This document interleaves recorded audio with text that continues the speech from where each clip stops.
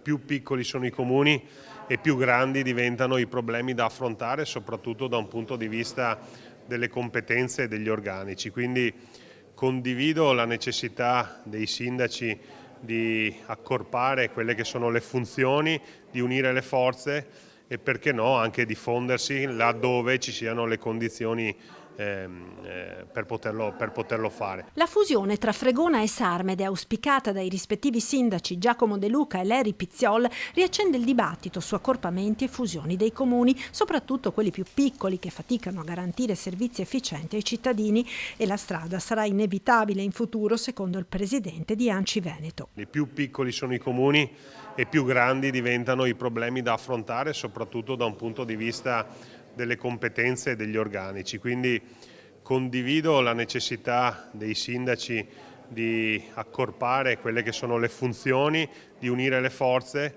e perché no anche di fondersi laddove ci siano le condizioni per poterlo fare. Ovviamente sono sensibilità territoriali, però credo che guardando a lungo termine il futuro del nostro Paese sarà un processo inevitabile, quindi ridurre il numero di comuni per poter far sintesi su quelle che sono le funzioni. E dopo CGIL e CNA scende in campo a favore delle fusioni anche Confartigianato. C'è un detto popolare che dice che dalla strada che non vorresti percorrere un giorno ti toccherà correre.